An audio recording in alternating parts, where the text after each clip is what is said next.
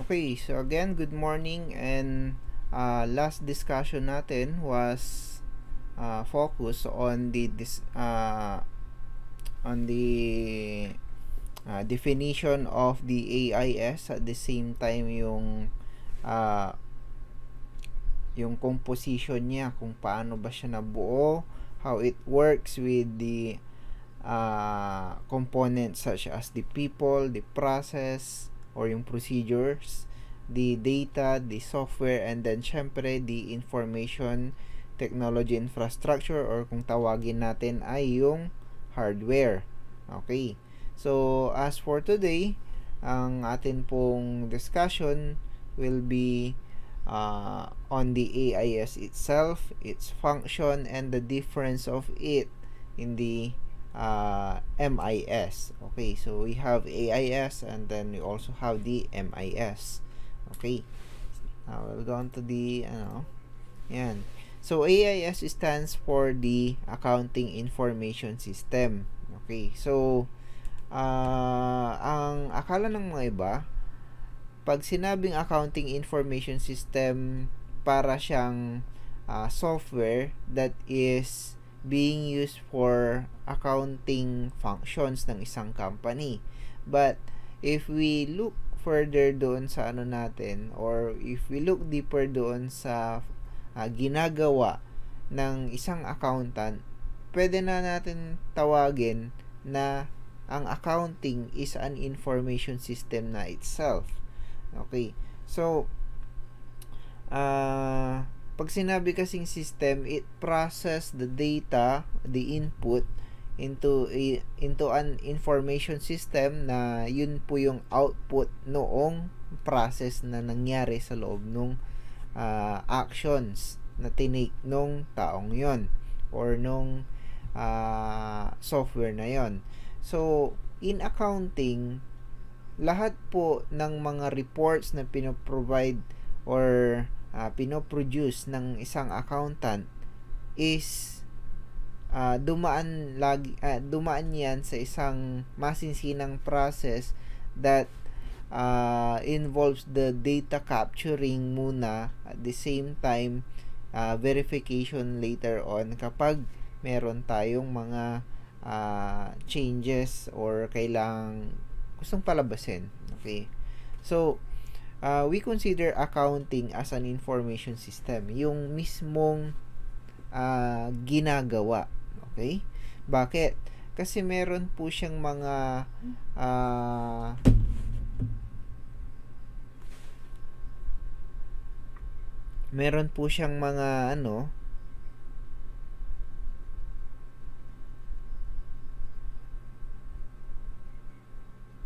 wait lang po.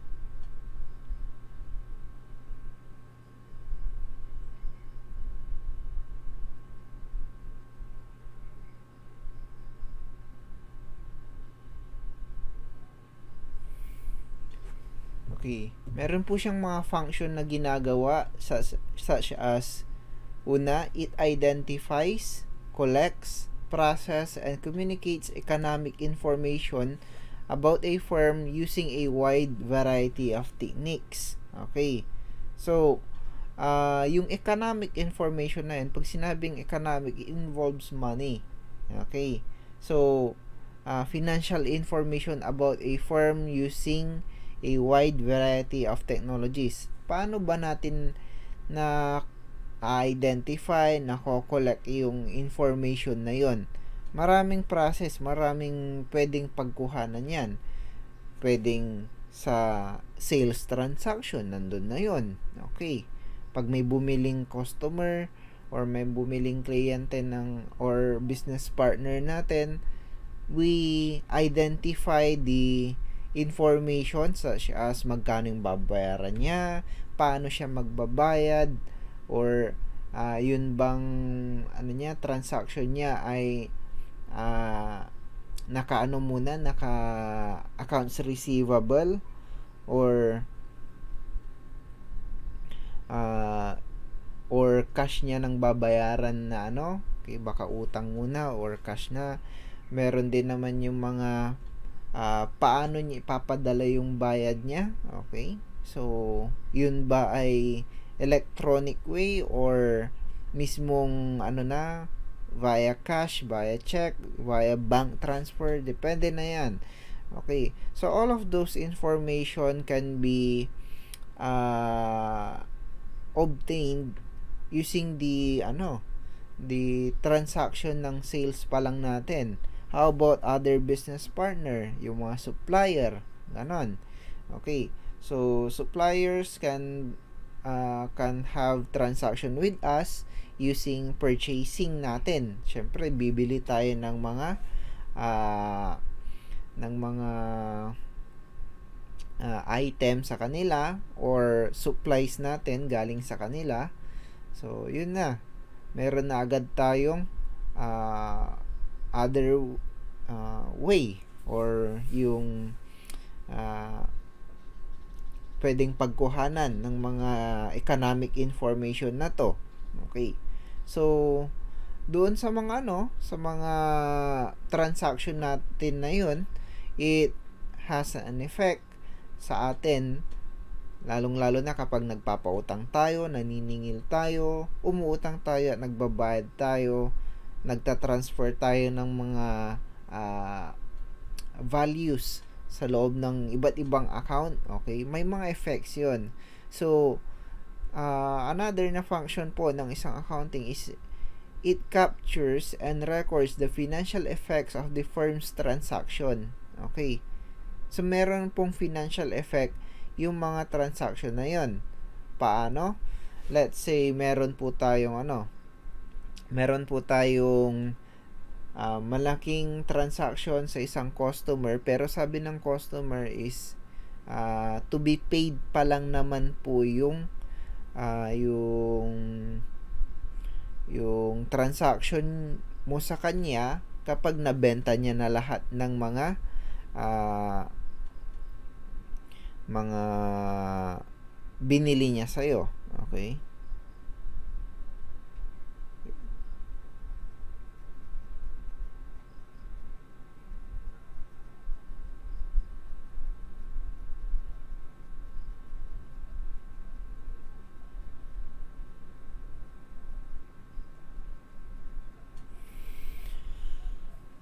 Okay. So, anong effect nun? Syempre, utang yun eh. Okay?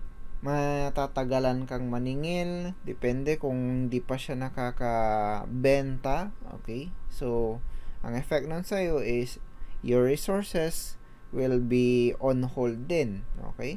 Syempre, pag wala kang masingil, wala ka rin may papasildo sa mga empleyado mo, yun yung effect pa lang nung transaction. Okay? Paano kung sakali man na bumili ka ng mga supplies? Okay, bumili tayo ng supplies, purchasing naman tayo. Okay, anong mangyayari? Kapag sakali man na cash nating binayaran yun, ang effect naman po nun sa atin is baka mamaya sobra yung supply natin, hindi natin na-maintain or hindi natin na-monitor yun, dami pala nating binili, tapos na-short tayo ng pera. Okay, yun na agad yung effect noong transaction natin. Okay, so nangyayari din po yun sa information system na accounting. Okay, so ang po natin doon, itong accounting information system kasi, it reminds us na we have to check our resources before making decisions, kasi yun nga yung yung main point ng isang accounting information system. It provides us with the right information to make a better decision making or the best decision making based on the report of that AIS. Okay. And the third function din naman po na meron tayo is it distributes the transaction information to operations personnel to coordinate many key tasks, such as, sabi ko nga, yung decision making. Ayun na po yun. Other key tasks din naman po is, kunwari, due date na ng payment natin sa isang purchasing transaction, Then, syempre, yung trabaho na yun, i-coordinate ng operations personnel na tulad na lang ng purchasing department, kay finance, nasasabi niya, kailangan na po nating magbayad ng ganito, sir.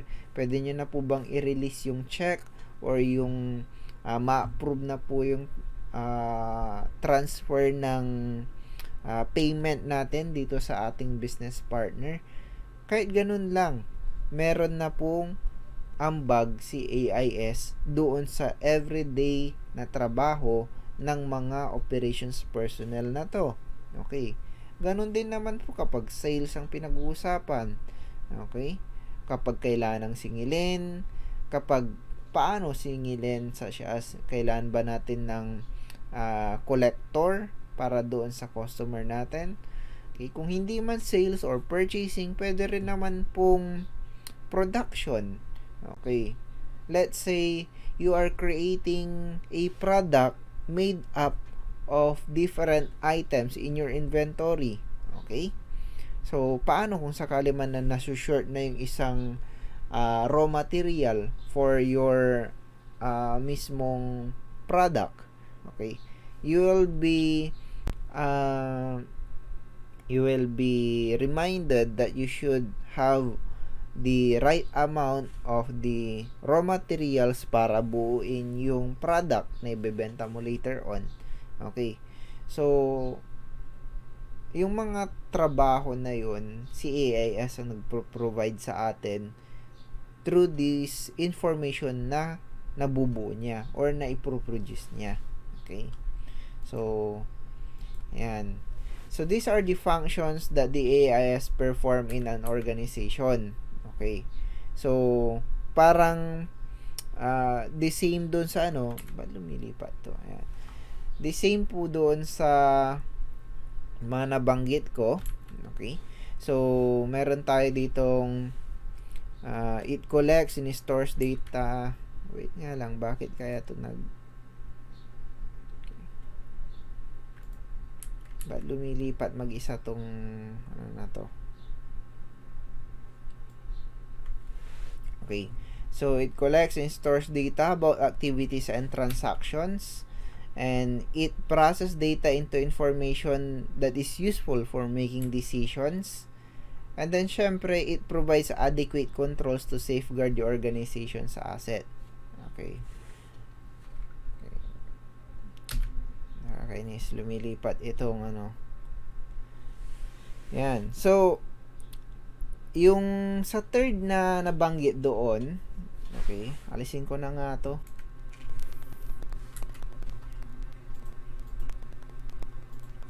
Okay. So, the third one, it provides adequate controls to safeguard your organization's asset. Okay. So, ano ba yung adequate controls na yan? Okay. So, yung controls kung tawagin natin, siguro in the near future na matatapik nyo po yan sa assurance or sa auditing. Okay. Controls are other term for rules or yung mga regulations to maintain yung process or anything na tama ang ginagawa. Okay? So, those rules are made for such purpose na alagaan kung ano man po yung process na yon. Okay? Or yung mismong kanyang magiging output. Such as, kunwari, rules na no ID, no entry.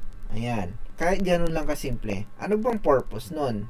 That control enables the company to identify the employees that are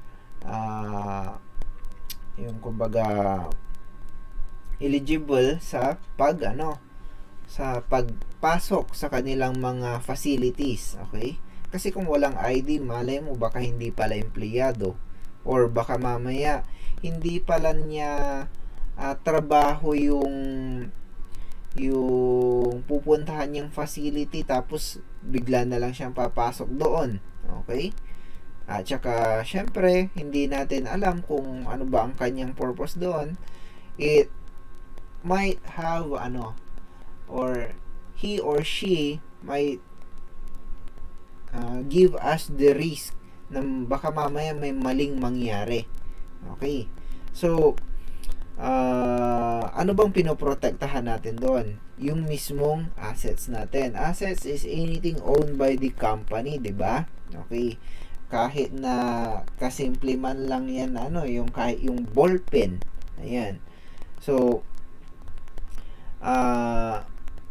all of those properties or assets natin are being guarded with these controls na pinoprovide sa atin ng AIS. Okay. Lalong-lalo na kung sakali man na yung atin pong record is kunwari si AIS, nagbigay siya ng reminder sa atin that we have to settle our sales transaction para hindi po masyadong malaki ang ating accounts receivable. Okay. Kasi sabi nga natin, hindi po porke malaki ang value ng isang account is okay na. Okay. Paano kung sakali man na malaki ang accounts receivable mo? Is that good? No. Kasi ibig sabihin nun kapag malaki ang accounts receivable mo, hindi ka nakakasingil. Wala kang pera or marami kang na-release na items mo or inventory mo pero hindi napapalitan ng pera. Okay? Receivable lang siya. Promise lang to pay. Okay? Malaki yung amount nun. That's not good. Okay? Hindi ganun din naman po kapag sakali man na ang inventory natin masyadong malaki rin yung mga values na nandun. Hindi rin naman po maganda yan kasi ibig sabihin hindi ka nakakabenta. Okay? So, these assets are controlled by the AIS such as balik tayo doon sa inventory. Paano mo i-control yung inventory mo para ma-secure mo yung assets mo? Okay, meron tayong inventory disposal na strategy such as the FIFO. Okay, kung alam niyo yun, yung FIFO means the first in, first out. Meaning, kung ano po yung unang nandun na inventory mo or item mo sa inyong kunwari bodega, yun din yung unang lalabas. Okay? Para hindi mabulok. 'Di ba? Imagine mo na lang kung hindi ka gumamit ng FIFO.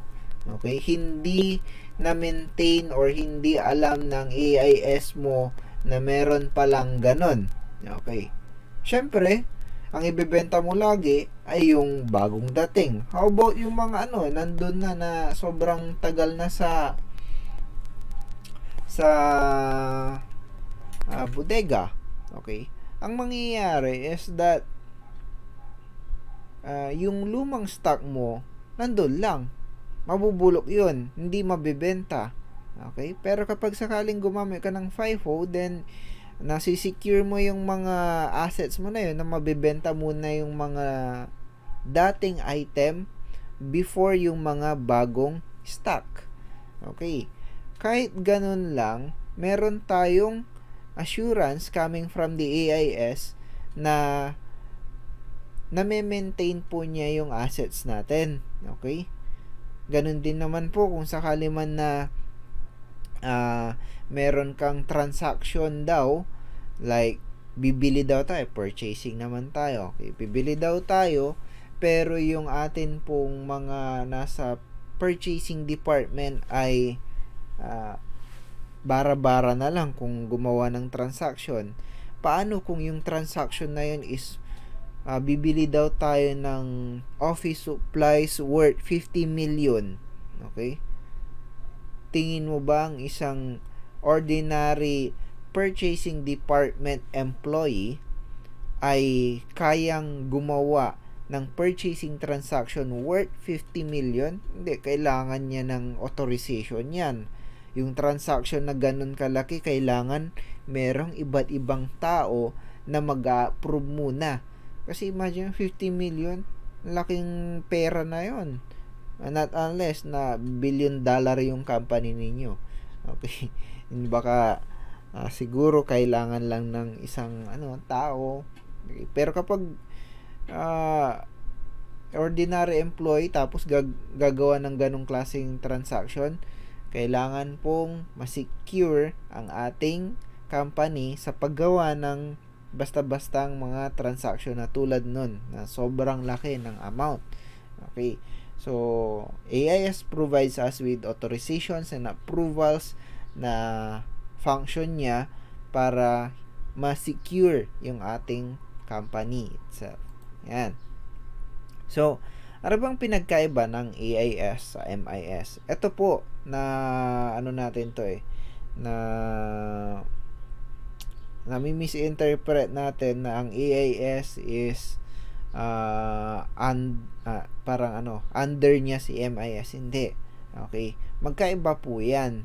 Okay. So, AIS, syempre sabi nga natin, is the Accounting Information System, and ang mga hinahandelan po nito ay yung mga financial transactions. Example given there is the sale of goods or purchasing of supplies or kung ano man yung nandun, acquisition of items kapalit ng mga assets natin. Okay. So meron din naman po tayong mga non-financial transactions na ginagawa sa AIS. Okay? Pero itong mga non-financial transactions na to, they directly affect the processing of these financial transactions na meron tayo. Such as addition of newly approved vendors or suppliers. Yan. Or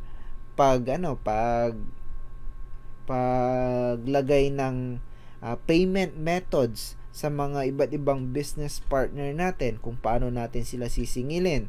Kung kunwari meron daw tayong rule sa kanila or yung payment method na we have 10 days na ibibigay sa kanila para bayaran yon. Kung nabayaran nila in the first 5 days of those 10 days, meron silang discount. Okay. So, that kind of payment method affect the financial transaction. Kasi, kung hindi natin susundin yung ganun or wala tayong record na ganun, hindi natin alam kung bibigyan ba natin siya ng discount or hindi. Okay? So, paano kung sakali man na lagpas niya na siya ng due date? Syempre, dapat merong penalty din yan. Okay? Yung financial transaction mo magbabago rin kasi yung sisingilin mo iba na eh. Okay? So, both financial and non-financial transactions can be the main na trabaho nitong AIS nito. Okay? Pero, syempre, yung non-financial transaction, yan po ay may lalagay lang natin sa function ng AIS basta meron po siyang kinalaman sa financial transaction. Pero other than that, di naman na po. Okay. So, while the MIS means Management Information System. Okay. Dito, wala pong financial transaction na nangyayari. All of the information or data that is being gathered in MIS are non-financial transactions. Okay. These are not normally processed by the AIS. The example given there is the tracking customer complaints. Okay. Or meron din naman po tayo nung kunwari yung after sale service. Okay. Such as meron daw pong nagtatanong kung paano ba paganahin yung item na binili niya. Okay? Hindi po financial transaction yun kasi syempre parang item inquiry lang yun eh. Okay? walang nagbago naman sa ano natin, sa asset natin. Hindi naman tayo nawalan ng product. Hindi naman tayo dapat maningil or what. Okay? So, those transactions are non-financial. Okay? Ang non-financial lang na pinapayagan natin sa AIS is yung merong kinalaman sa or merong epekto sa mga financial transaction. Okay. Later on, kapag gumamit na tayo ng SAP Business 1, we can actually see these management information systems na transactions na to, as well as the accounting information systems. Okay. So, other than that, akala natin kasi si AIS, under niya si MIS. Pero ang totoo po niyan, ito pong dalawang to ay under po ng information system. Okay? Na nakategorize lang po sila. So, AIS involves these three possible na ginagawa. Later on, i-ano natin yan. And then, syempre, si MIS naman po, financial management systems, marketing systems, distribution systems, human resource systems. Those are not actually the transactions that might have an effect in our financial records. Okay. Sir, bakit yung financial management system, sabi nyo hindi po makaka-apekto yan? Okay? Kasi pag sinabing financial management system, baka po ito po ay naka-focus lang on the paggawa lang ng chart of accounts doon sa mismong system ninyo, pero it doesn't affect yung mga transactions. Okay, parang kumbaga gumawa lang sila ng container.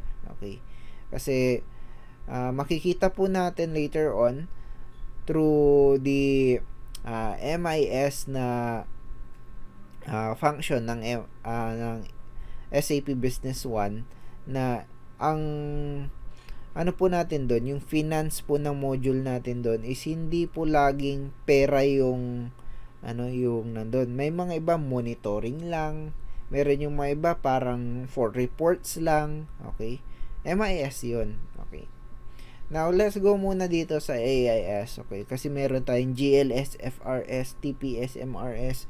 Ang dami namang mga niyan, kanto. Pero kung titignan po natin these subsystems, okay, unahin natin yung isa na nakita natin doon, yung nasa bandang gitna, TPS. Ayan. Transaction Processing System supports daily business operations. Lalong-lalo na yung nasa POS natin, point of sales.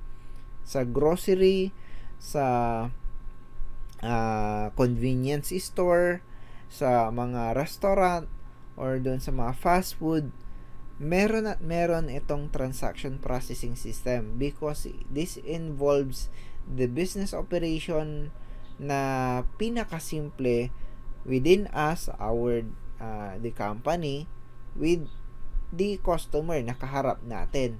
Okay, so may pera yun eh. Okay, kasi syempre magmo-monitor ka magkano babayaran niya, tapos paano siya nagbayad. Okay, meron ba siyang mga points or meron ba siyang mga ibang way of payment, credit card, debit card ba yan or what. All of those are recorded dito sa subsystem natin na TPS. Okay, so under po yan ng accounting information system. Another is we have yung GLS or yung FRS na nakita natin kanina, General Ledger or Financial Reporting System. Okay, this produces financial statements and reports, and syempre meron din po tayong mga chances that the AIS provides us with the prediction kung ano ba, or yung histogram minsan, kung ano ba yung status ng mga ating accounts. Okay, so and then syempre we also have the MRS or Management Reporting System. This produces special purpose reports for internal use. Tulad na lang po ng predictions na sinabi ko kanina. Okay. Kunwari, meron daw simulation yung AIS that in 4 years time, bawi mo na yung yung investment mo. Okay, kunwari si company natin mag-i-invest daw sa isang malaking project. Okay? Tapos pina-simulate sa mga accountant if it is feasible na makipag-engage yung ating company sa isang project na tulad nun. Syempre si accountant sasabihin niya, okay sir, based on the data that I have been gathered sa aking study, okay, the ROI for that project would be around 10 years. Assuming na ganito po yung ating stable po yung ating mga transaction. Okay? This will be our histogram after 10 years. Okay, so those reports are being produced by this subsystem natin na MRS. Okay?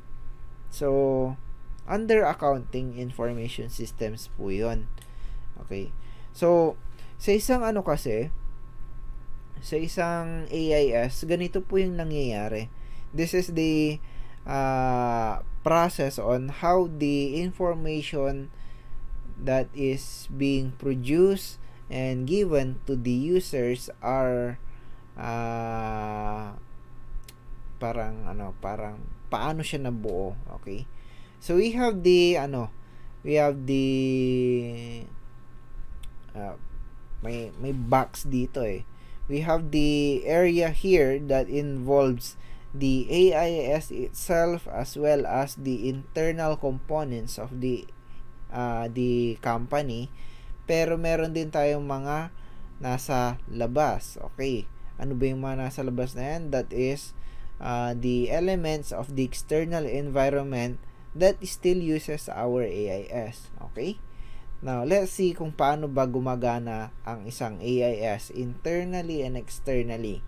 Okay, so punta muna tayo doon sa sa external sources of data. So this will be the first point natin.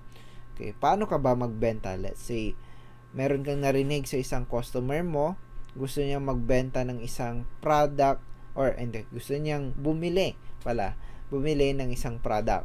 Okay, with that, meron kang na-receive na data kung tawagin natin ay demand.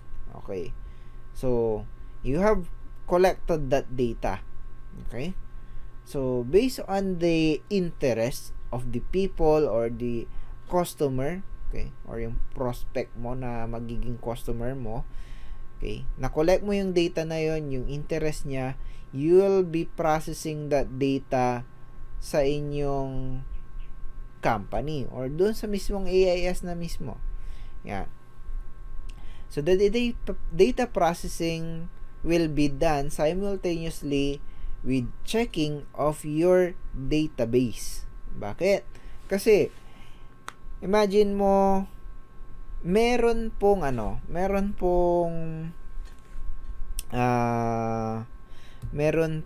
nangyayari na data collection na agad kahit let's say sa Shopee. Ayan. Kung mapapansin po natin, kapag nagse-search tayo sa Shopee, meron pong mga shop doon or yung mga supplier or yung mga store, kung tawagin natin, na pagkabukas mo ng kanilang profile, meron doon recommended for you na list of items. So, paano nila nalaman na itong mga item na to ng itong supplier na to ay para sa akin? Okay. Yung mga recommended items na yon or suggested items na yon ng seller na yon sa'yo ay dahil sa nakolekta niyang data or nakolektang data ni Shopee. Kasi imagine mo, ang mga sinesearch mo daw ay mga gadgets. Yan. So, more on daw tayo yung kunwari external hard drive or bumibili ka daw ng USB flash drive, or kung sa atin, kunwari meron daw tayong online class, nagsa-search ka daw ng mga webcam. Ayan.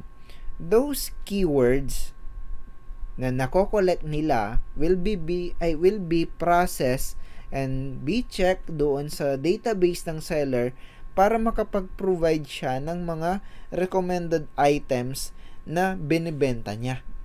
Okay? Nasasakto sa'yo or makakapukaw ng interest mo. Okay? After that data will be processed, then syempre, sabi nga natin, kapag ang data ay na-process na, ang tawag na po sa kanila ay information. Okay? So, the information will be generated both for internal and external users. Okay? External users, yung kunwari, tayo. Bumibili tayo. Hindi naman tayo involved sa Shopee, pero we are the external users, and with the information generated based on the data that they have collected from me, makikita ko or magbe-benefit ako na ito madali nang mag-search kasi yung mga interest ko nandun na agad eh. Pwede ko na i-click yan, i-compare ko na lang siguro sa mga ibang seller kung sinong mas mura, sinong mas mabilis yung shipping method niya. Okay? So, it will benefit the external end users. Okay? Ganon din naman po ang internal end users natin kasi kung sabi nga natin, mas nare-refine po ang isang information kung tama po ang kanyang process. Okay? Kasi the information might be the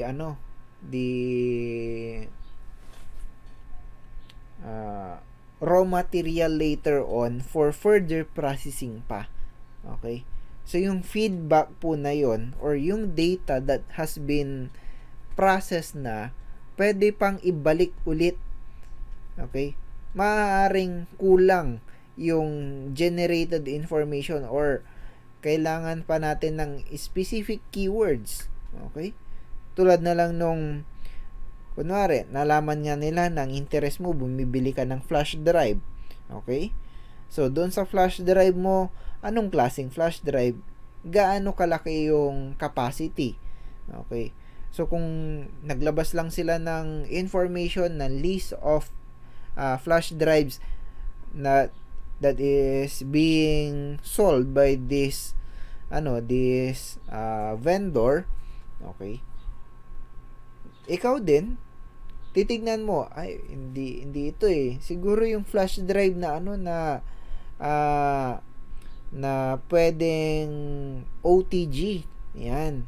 So, hindi lang siya basta-basta flash drive. Gusto ko yung OTG capable para kahit nasa cellphone ko pwede kong isaksak. Baka meron ako yung save na movies or what, or yung pwede kong gamitin yung flash drive kahit wala akong kaharap na computer or laptop, pwede sa cellphone ko na lang.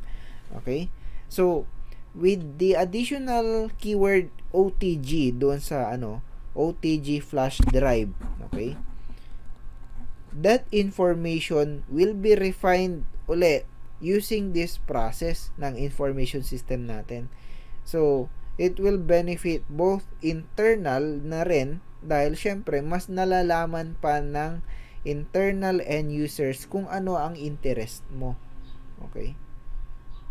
So, ayun po. Yun po yung nangyayari sa loob nitong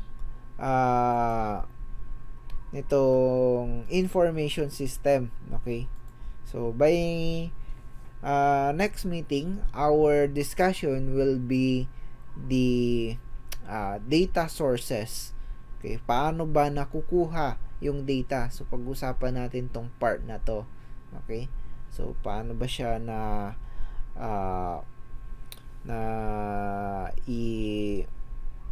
na-identify both from internal and external sources. Ayan. So, pag-usapan po natin yun by next meeting. Okay? So that ends the discussion muna for this day, and I hope you learned something po in our topics na nabanggit. Okay? So thank you for listening and have a nice day po.